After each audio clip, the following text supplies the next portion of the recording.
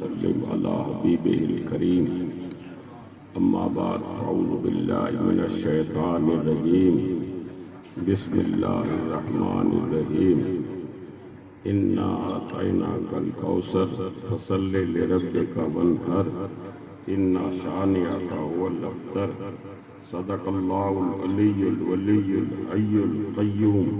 درود شریف پڑھ لے۔ اللہم صلی علی سیدنا و مولانا محمد وعلی اطرتہ بعدد کل معلوم لک۔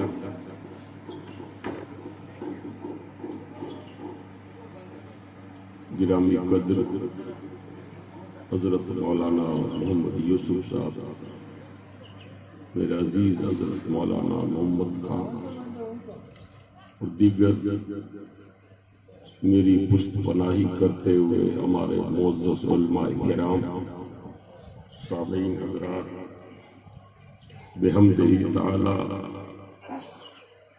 جیسا کہ میرا کھوکھا میں محرم شریف کے موقع پر جب پہلے آنا ہوا تھا تو یہاں بھی اس مسجد اور اس علاقے میں بیان رکھا گیا تھا۔ اس بار بھی محرم کی مناسبت سے اور مدرسے کے سنگ بنیاد کی نسبت سے یہ آپ نے ہم نے اپنی مجلس رکھی ہے۔ الحمدللہ آپ لوگ دین پسند اور دین اسلام کو چاہنے والے اور اس پر عمل کرنے والے لوگ ہیں، اور ایسے ہی آپ کو اور ہمیں گائیڈ اور رہبر اور رہنما اور امام بھی ملے ہیں جو دین کا درد رکھتے ہیں اور دین کی دعوت اور دین کا کام بڑے خلوص نیتی کے ساتھ کر رہے ہیں، جس کا یہ کھلا ہوا ثبوت ہے کہ الحمدللہ ہماری اس چھوٹی سی بستی میں اس مسجد کے ساتھ ساتھ مدرسے کا بھی انتظام اور اہتمام ہونے جا رہا ہے۔ قابل مبارکباد ہیں آپ کی بستی کے معتبر اور ذمہ دار حضرات اور آپ کے امام صاحب اور آپ کے سبھی باسیواد اس بستی کے، کہ آپ لوگوں نے دین کا درد رکھتے ہوئے اپنے بچہ بچیوں کی تعلیم کے لیے آپ نے مدرسے کا انتظام اور مدرسے کا یہ بیڑا اٹھایا ہے۔ اللہ پاک سے دعا ہے کہ ہم نے یا اللہ پاک بیڑا اٹھایا ہے، اس بیڑے کو پار کرنا یا اللہ پاک تیرے ذمہ کرم پر ہے۔ الہ العالمین اپنے کرم سے فضل سے اس کام کو پایہ تکمیل تک پہنچانا۔ انشاءاللہ بابا صاحب بھی تھوڑے ٹائم کے بعد، عصر کے بعد یا مغرب کے ٹائم انشاءاللہ، جیسا کہ میں نے سنا ہے، تشریف لائیں گے اور وہ دعا وغیرہ بھی کریں گے اور انشاءاللہ سنگ بنیاد بھی رکھیں گے۔ ہم نے کیا ہے کہ رات والے پروگرام کے لیے ہم آ رہے تھے اور ہمیں محمد صاحب کا فون وغیرہ ملا کہ بھئی آپ کو بھی تھوڑا تشریف لانا ہے۔ ویساواڑی میں مسجد کے پاس چھوٹا سا پروگرام رکھا ہے جمعے کے بعد، اور وہ پروگرام انشاءاللہ جمعے کے بعد شروع ہو جائے گا۔ تو اس طرح یہ دعوت ہمیں ملی اور ہم نے بھی یس کر لی اور قبول کر لی، اور ہم آپ لوگوں کی خدمت میں حاضر ہو گئے ہیں۔ میرا آپ لوگوں سے بس اتنا ہی عرض کرنا ہے کہ آپ کو اور ہمیں دین اپنانا ہے، اس لیے کہ دیکھو ابھی تھوڑے دنوں پہلے لاک ڈاؤن سنا، کرونا جیسی بلا اور بیماری عام لوگوں کے اندر، بہت بڑے بڑے شہروں کے اندر پھیلی اور کتنے ہی لوگ اس بیماری کے اندر چلے گئے۔ اللہ تعالیٰ آپ کو اور ہمیں اس بلا سے محفوظ فرمائے۔ اللہ تعالیٰ تمام موذی اور خطرناک بیماریوں سے آپ کو اور ہمیں اپنی امان میں رکھے، اپنے حفظ میں رکھے، اور اللہ تعالیٰ آپ کو اور ہمیں ہر طرح کی مصیبت سے، بلاؤں سے اللہ تعالیٰ محفوظ رکھے۔ دین کی دعوت اور دین کا پیغام ایک دوسرے تک پہنچانا، یہ آپ کے اور ہمارے لیے اللہ رسول کی طرف سے ضروری ہے۔ دین کا کوئی بھی کام اگر آپ نے ہم نے خود نے دین پر عمل کر رہے ہیں، دوسرے لوگوں کو بھی اس کی دعوت دے رہے ہیں۔ اگر اس کی دعوت دوسروں کو بھی دیں گے تو اللہ تعالیٰ وہ جو بندہ نیک عمل کرے گا اس کی نیکیاں بھی اللہ تعالیٰ ہمارے کھاتے میں لکھوائے گا۔ اگر آپ نے ہم نے کسی کو نمازی بنا دیا اور کسی کو نماز کی دعوت دے دی اور وہ نماز پڑھنے لگ گیا، نماز پڑھے گا وہ، اور اس کی نماز کا ثواب ہمارے کھاتے میں بھی اللہ تعالیٰ لکھوائے گا کہ یہ اس کے کہنے سے یہ بندہ نماز پڑھنے کے لیے آیا۔ آپ لوگوں نے ہم لوگوں نے دیکھا ہوگا کہ جب کبھی شادیاں وغیرہ ہوتی ہے تو شادیوں کے موقع پر روسا منی ہوتی ہے، کاکے والے مامیرے والے اور کوئی چھوٹی موٹی بات پر اکڑ کر کے بیٹھ جاتے ہیں اور شادیوں کے موقع پر آتے نہیں۔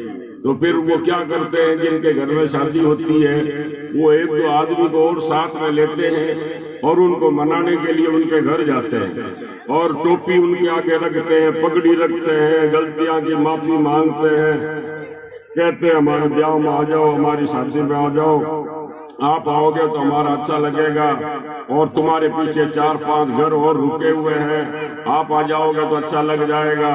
تو آپ اور ہم یوں کہہ کر کے ان کو منا کر لاتے ہیں۔ تو کیا ہوتا ہے کہ جو بیچ میں پڑے ہوئے آدمی ہوتے ہیں نا، ہم ان کا شکریہ ادا کرتے ہیں کہ آپ لوگ چلے تو دیکھو ہمارے گھر کے اندر یہ روسے ہوئے لوگ بھی آ گئے اور ہمارے گھر میں یہ شادی کا فنکشن بہت اچھا لگ گیا۔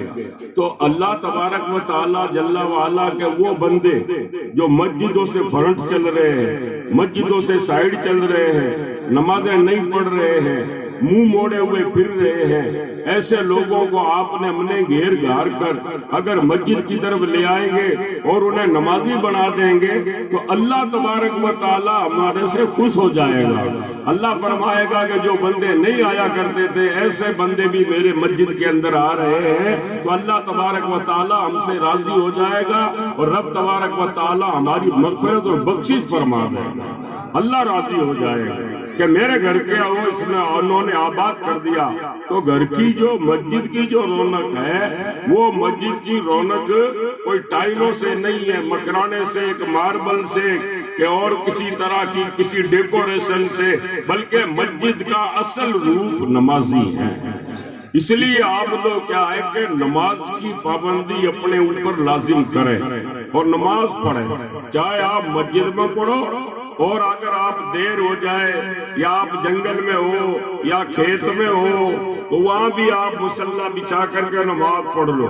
مصلی بھی کوئی ضروری نہیں ہے، آپ ریت پر ہی اپنی پیشانی ٹیک دو تو اللہ تبارک و تعالیٰ کو وہ پیشانی جس پر سجدے کی مٹی لگی ہوئی ہوتی ہے، اللہ پاک ایسی پیشانی سے بڑا راضی ہوتا ہے کہ میرے بندے کی پیشانی زمین پر لگی اور اس کے ماتھے پر ابھی خاک ہی لگی ہوئی ہے۔ روایت میں آتا ہے کہ جو کوئی بندہ نماز پڑھتا ہے اور اس کی پیشانی پر وہ فرش کی جو مٹی لگ جاتی ہے تو بتاتے ہیں کہ جب تک وہ مٹی لگی رہتی ہے اللہ کے فرشتے اس کے لیے بخشش کی دعا کرتے ہیں، اے اللہ یہ تیرا بندہ اس کے ماتھے پر زمین کی مٹی لگی ہوئی ہے، اس کو بخش دے، یا اللہ مٹی نہیں جڑے اس سے پہلے اس کی بخشش کر دے۔ تو اللہ پاک فرشتوں کی دعا قبول کر کے اس کی مغفرت فرما دیتا ہے۔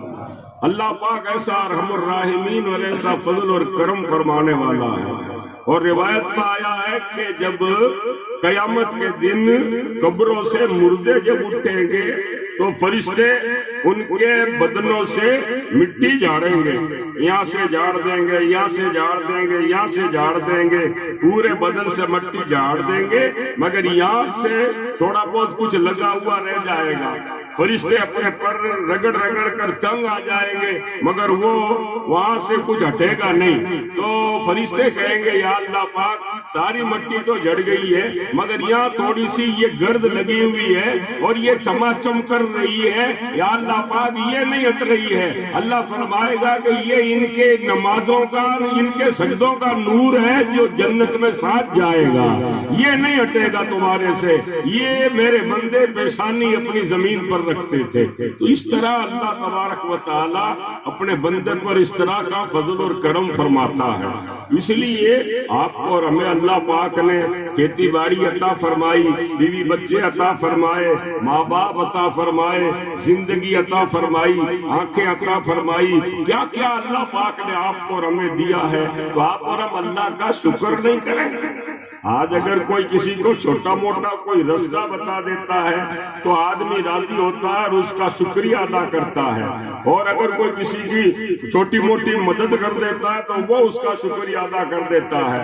اللہ پاک نے تو سب کچھ ہم کو عطا کیا ہے یار، اللہ کا شکر نہیں کریں. اللہ کا شکر کیسے کریں؟ صرف یوں نہیں کہ یا اللہ شکر ہے، یا اللہ شکر ہے، بلکہ اس کے آگے اپنی پیشانی ٹیکیں، اس کے آگے آپ اور ہم جھکیں، اس کے آگے آپ اور ہم ناک رگڑ کریں، اپنا پیشانی اللہ کے آگے جھکائیں تاکہ پروردگار عالم اللہ تعالیٰ آپ سے ہم سے راضی ہو جائے، اللہ پاک ہم سے خوش ہو جائے.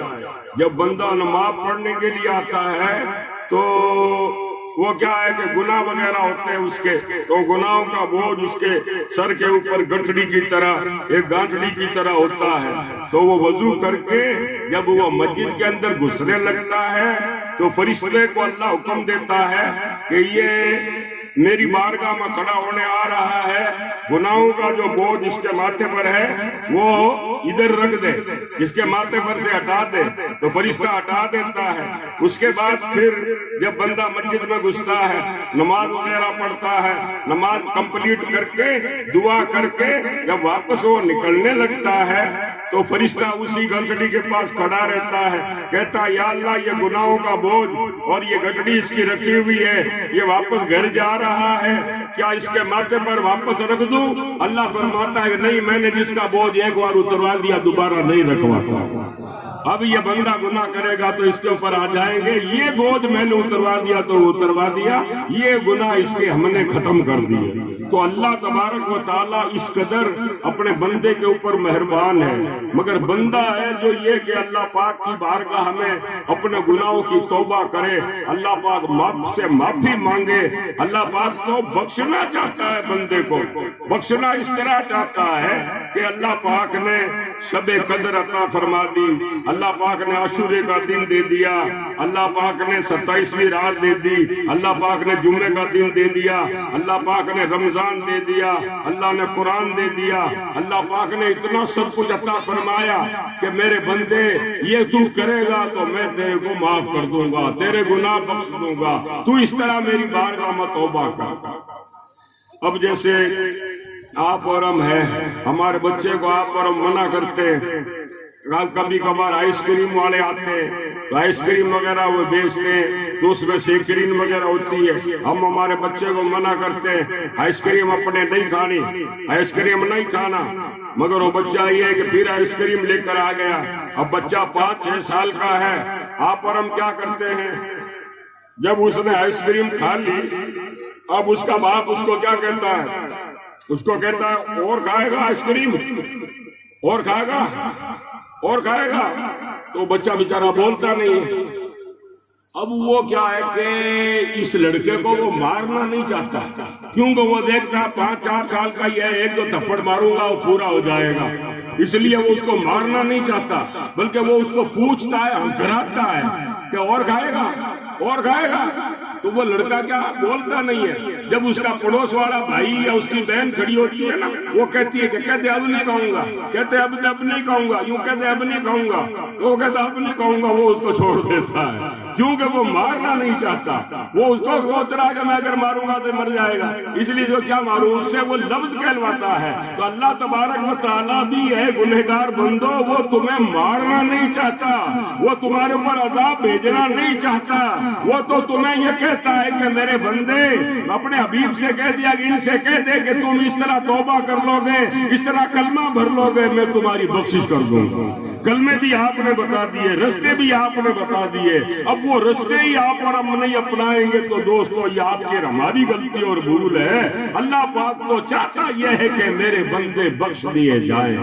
ہاں وہ جانتا ہے کہ میرا بندہ کمزور ہے، نفس اس کے ساتھ میں ہے، شیطان اس کے ساتھ میں ہے، اگر کیا ہے کہ اسے اگر ماریں گے تو یہ ہوگا یہ اس کے تو مچھر جتنی بھی اس کی حیثیت نہیں ہے، اس لیے وہ چاہتا ہے کہ میرے محبوب کا امتی ہے، پیروں کا دامن اس کے ہاتھ میں ہے، کیوں اس کو مارا جائے۔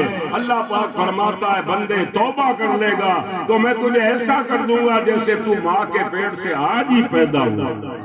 اتنا بڑا اللہ پاک ارحم الراحمین ہے۔ حضور غوث پاک رضی اللہ تعالیٰ عنہ آپ نے 18 سال تک ایک ہی ٹاپک پر آپ نے تقریر کری، ایک ہی سبجیکٹ پر، ایک ہی موضوع پر۔ وہ کون سا؟ اللہ کی رحمت، اللہ ایسا رحیم ہے، اللہ ایسا کریم ہے، اللہ ایسا رحیم ہے۔ 18 سال تک لگاتار کنٹینیو آپ نے اللہ کی رحمت پر بیان کیا۔ 18 سال کے بعد ایک دن آپ نے اللہ کی قہاری اور جباری کے اوپر بیان کر دیا کہ اللہ پاک اتنا قہر اور غضب والا ہے، اللہ پاک اتنی بڑی قدرت والا ہے، اللہ پاک یوں قہر کرے گا، اللہ کی اتنی سخت پکڑ ہے۔ جب یوں بیان کیا نا تو سارا مجمع رونے لگا، لوگوں کی چیخیں نکل گئی، چلیاں نکل گئی، لوگوں کے دم نکل گئے، لوگوں کی رو رو کر کے آنکھیں لال ہو گئی۔ اور جب حضرت غوث پاک تقریر ختم کر چکے، اللہ پاک نے فرمایا بعد میں فرمایا عبد القادر آج میرے بندوں کو بہت رلایا، اتنا کیوں رلایا ان کو؟ کہا یا اللہ پاک تیرے قہر اور غضب کی میں نے بات کر دی ان کے آگے، کہا میری رحمت کی بات کرنی تھی، میرے بندوں کو اتنا کیوں رلایا؟ تو کہا یا اللہ پاک 18 سال ہو گئے تیری رحمت کا بیان کر رہا تھا، آج ہی میں نے تیرے قہر اور غضب کا ذکر کیا ہے۔ اللہ پاک نے فرمایا عبد القادر 18 سال میں کیا میری رحمت پوری ہو گئی؟ میری رحمت کو 18 سال تک کی ہے؟ نہیں، اے عبد القادر میری رحمتوں کا تذکرہ اگر قیامت تک کرو تب بھی میری رحمت کا بیان پورا نہیں ہو سکتا۔ میں ایسا ارحم الراحمین ہوں، میں ایسا کرم اور فضل فرمانے والا ہوں، ہم تو مائل بکرم ہے کوئی سائل ہی نہیں، راہ دکھلائے کسے رہ روے منزل ہی نہیں۔ اس لیے دوستو ضروری ہے کہ آپ اور ہم سرکار کی سنتوں کو اپنائیں، نمازوں کی آپ اور ہم پابندی کریں، اللہ پاک کو آپ اور ہم منانے کی کوشش کریں تاکہ آپ کا ہمارا پروردگار آپ سے ہم سے راضی ہو جائے۔ اور جو لوگ قوم کے آگیوان ہیں، قوم کے بڑے ہیں، جیسے مسجد کے ٹرسٹی ہیں یا امام صاحب ہیں یا اور بھی جو بڑے بڑے لوگ ہیں، ان کی ذمہ داری ہے کہ بھئی عوام کو، انجانے بچوں کو، جوان لڑکوں کو اور آپ کے گھر میں جو بھی ان کے ماتحت لوگ ہیں ان کو سب کو دین کی شکشا دے، نماز کی، قرآن کی، کہ بھئی مدرسہ پڑھنے جاؤ، اپنے مدرسہ کھل گیا ہے، بچوں کو دین کی تعلیم دو۔ اس طرح دین کی تعلیم والا ماحول آپ اور ہم چلائیں گے تو انشاءاللہ العزیز اللہ پاک ہمارے گھر کو روشن اور آباد فرما دے گا، ہماری قبروں کو بھی اللہ پاک روشن کر دے گا۔ آج دیکھو پیر محمود شاہ جیلانی رحمت اللہ علیہ کو اللہ پاک نے کتنی بڑی شان عطا فرمائی۔ رات کو ہم نے بتایا کہ دوسرے کئی بھی پیر ہیں مگر ان پیروں کا حال یہ ہے کہ وہ پیر صرف پیری مریدی تک ہی سمت ہیں۔ انہوں نے کیا ہے کہ ہاں صاحب مرید ہو گئے، پیر ہو گئے، اور مریدوں کو دیکھ لیا، مریدوں نے نذرانے کر دیے، مریدوں نے دعوت کر دی، پیر صاحب آ گئے، دعوت کھا لی۔ لیکن کیا پیر محمود شاہ جیلانی نے صرف پیری مریدی نہیں کی بلکہ آپ نے لونی شریف کے اندر علم کا ایک مرکز اور سمندر بنا دیا۔ اور آج یہ چاروں طرف جو عالم اور مولوی نظر آ رہے ہیں یہ سب پیر محمود شاہ کی دین ہے، یہ ان کا فیض ہے جو آپ اور ہمیں ان मौलियों की सूरत में नजर आ रहा है। अगर वो दारुल उलूम नहीं बनाते तो ये बात नहीं होती। आप पर हमारे यहाँ इल्म कहाँ से पहुँचता। आज हम जैसे लोगों को कम मौलाना मोहम्मद से कह रहे हैं कि भाई इतनी दूर है, सड़क कच्ची है, हमारी गाड़ी को स्क्रैच लग जाएंगे, हमारे को क्या लेट हो जाएंगे। हम इस तरह की बातें करते हुए मुश्किल से मतलब ये है कि हम जैसे लोग पहुंचते हैं। मगर बुलाओ पीर महमूद शाह जिलानी का कि गांव गांव गोट गोट वो बंदा फिरता था कि लोगों तक दीन पहुंच जाए, लोगों तक अल्लाह का पैगाम पहुंच जाए, लोगों तक खुदा रसूल की बात पहुंच जाए और लोगों के अंदर अल्लाह उसके रसूल का चर्चा होने लग जाए। तो दोस्तों, जहां पर कभी जिन गाँव में अजानें नहीं होती थी, आज अल्हम्दुलिल्लाह वहाँ कुरान की तालीम हो रही है। जहाँ पर दोस्तों कोई भी नमाजी का पता नहीं था, वहाँ आज उनके घरों के अंदर आलिम नजर आ रहे हैं। ये सब पीर महमूद शाह जिलानी का फैज़ है। तो दोस्तों, आज पीर साहब का नाम जो चमक रहा है वो सिर्फ पीरी मुरीदी की वजह से नहीं बल्कि तालीम की वजह से चमक रहा है। दारुल उलूम की वजह से ज्यादा नाम रोशन है। तो आप लोग भी क्या है कि ये जो मदरसे वाला काम चल रहा है, इस काम में जिस कदर हो सके भाग लो, हिस्सा लो, ज्यादा से ज्यादा इसका ताउन करो और मदरसे को इस कदर उरूज और तरक्की दो कि हमारे यहाँ से बच्चे कुरान पढ़े, हमारे यहाँ बच्चे हाफिज बन जाए, हमारे यहाँ से बच्चे तैयार होकर के लूनी शरीफ जाए और रसूलुल्लाह के इल्म का चर्चा और रसूलुल्लाह के दीन की रोशनी घर घर में पहुंच जाए। ऐसा आप लोग अपने दिल के अंदर तैयार करो ताकि तुम्हारे नबी पाक सल्लल्लाहु अलैहि वसल्लम आपसे राजी हो जाए। हुजूर फरमाते हैं बल्लिगू अन्नी वलो आया, अगर मेरी तरफ से एक ही बात अगर पहुंचा सको तो लोगों तक पहुंचाओ, लोगों तक दीन पहुंचाओ। दीन सारा के सारा हमदर्दी का नाम है कि हमें भाई हमने भूखे को खाना खिला दिया तो खाना तो आपने हमने खिला दिया, मगर वो आदमी नमाज पढ़ता है कि नहीं पढ़ता है, वो आदमी खाना खाकर चला जाएगा भूखा, आपने मदद कर दी उसकी। लेकिन आपने अगर किसी को नमाजी बना दिया तो वो हमेशा के लिए दीनदार बन जाएगा, अल्लाह का इबादत गुजार बन जाएगा।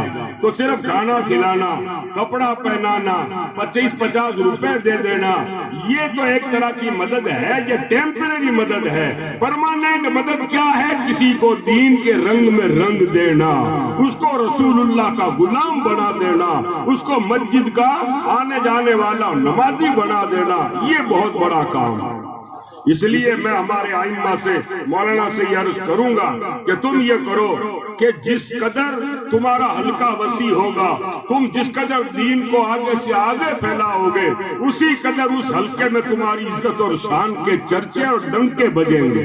और अगर तुम वहीं तक महदूद रहे, बहुत सी जगह पर देखा है कि वो सिर्फ हुजरा, हुजरे से मस्जिद, मस्जिद से हुजरा, हुजरे से मस्जिद, मस्जिद से हुजरा, और क्या है कि आगे जाना आना बहुत कम। मतलब ये कि उनका ऐसा विचार ख्याल ही नहीं, कोई नमाज पढ़ने आए नहीं आए हमें क्या फिक्र है, कोई बच्चा पढ़ने आए नहीं पढ़ा क्या फिक्र है, नहीं। बल्कि शायर इकबाल कहता है निकल कर खानकाहों से अदा कर रस्म शब्बीरी, इमाम हुसैन अगर मदीने में बैठे रहते तो आज इस्लाम यहाँ तक नहीं पहुँचता। इमाम हुसैन करबला के अंदर गए, इमाम हुसैन ने अपना खून दिया, इमाम हुसैन खून में नहा गए ताकि इस्लाम आगे से आगे पहुंच जाए।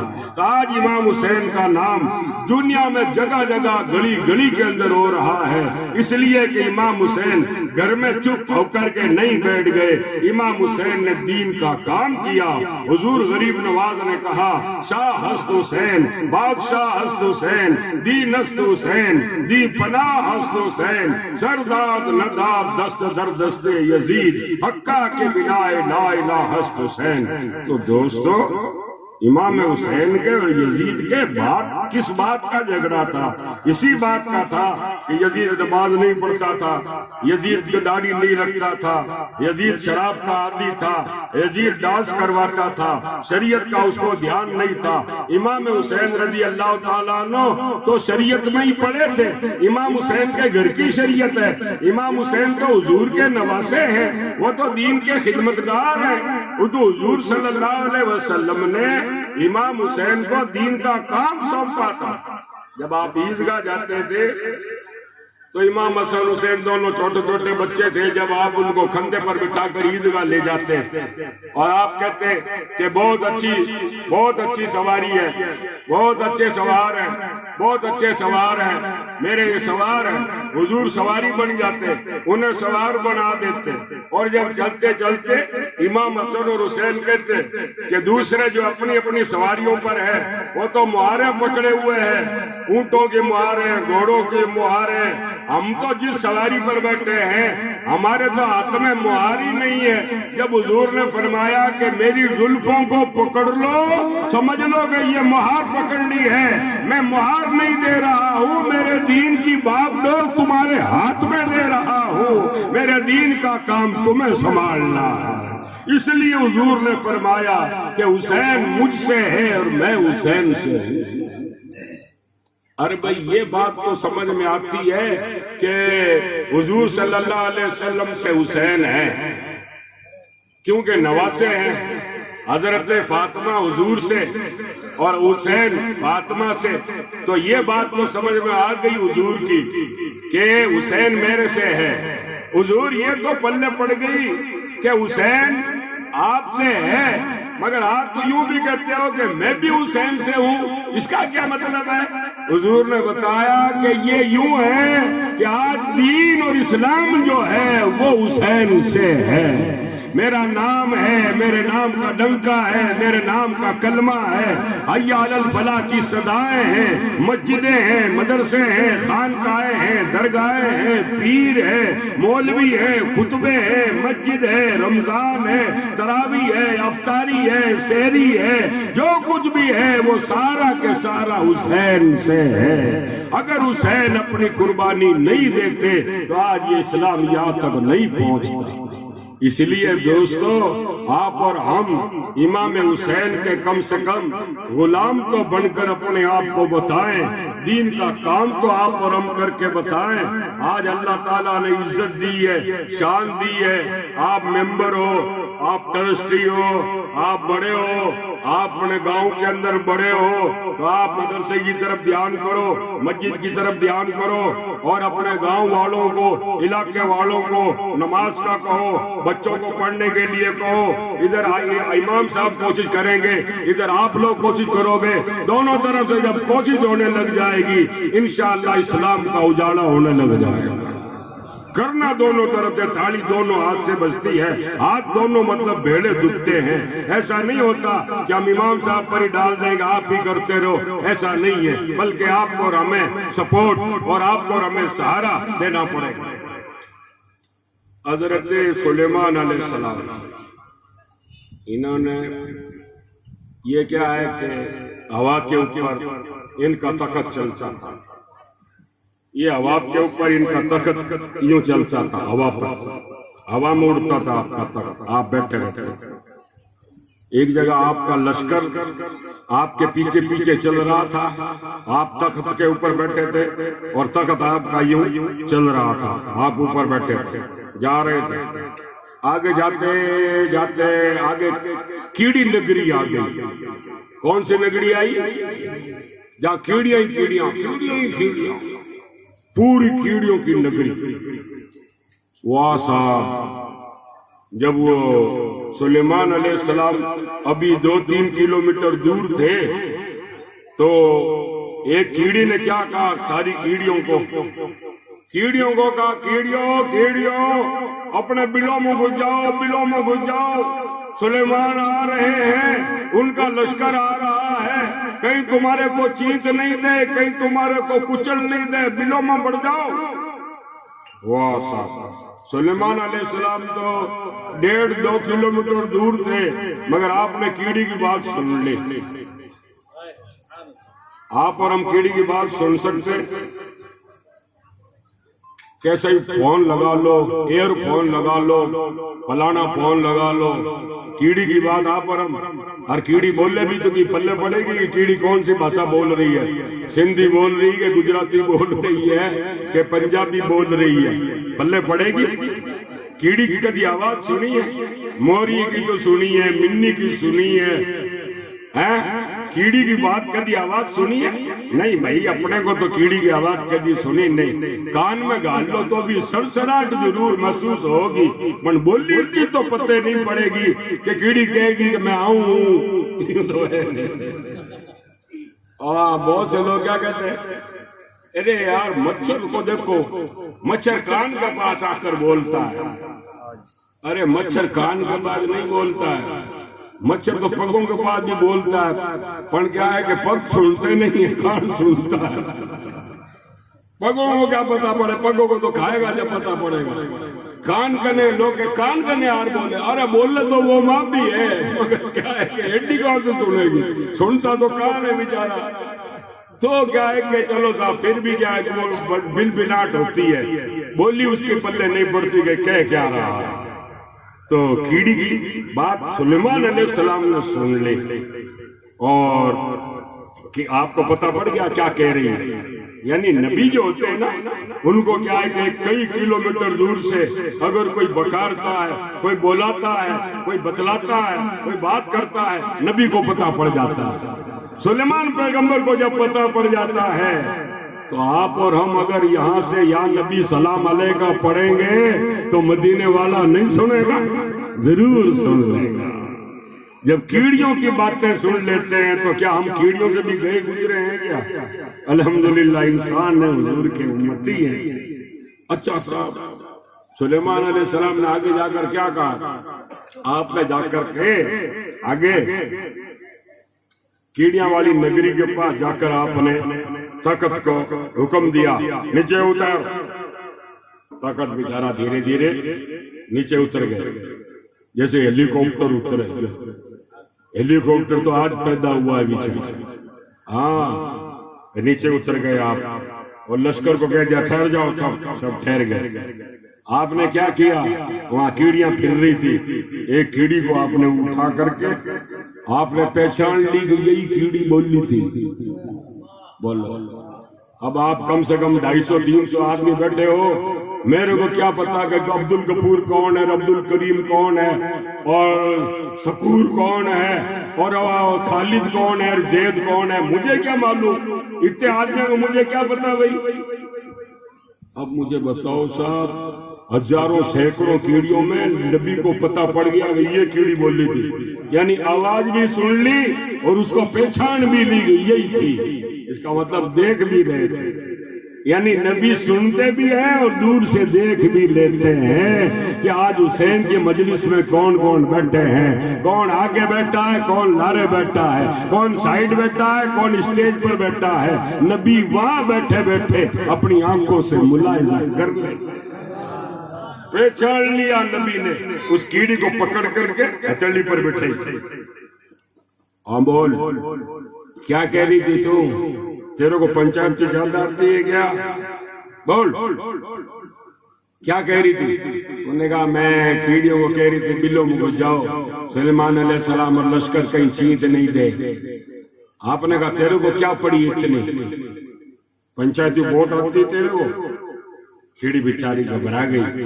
اس نے کہا حضرت پنچایتی تو نہیں آتی، لیکن میں میری کیڑیوں کی مکھیا ہوں، میں میری کیڑیوں کی چودھری ہوں، میں میری کیڑیوں کی سرپنچ ہوں، میں میری کیڑیوں کی ادھیکش ہوں.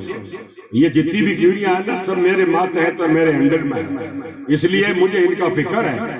اگر کیا ہے کہ آپ اور آپ کا لشکر چیت دو گے تو پھر کیا ہے کہ میری ذمہ داری پھر کیا رہی.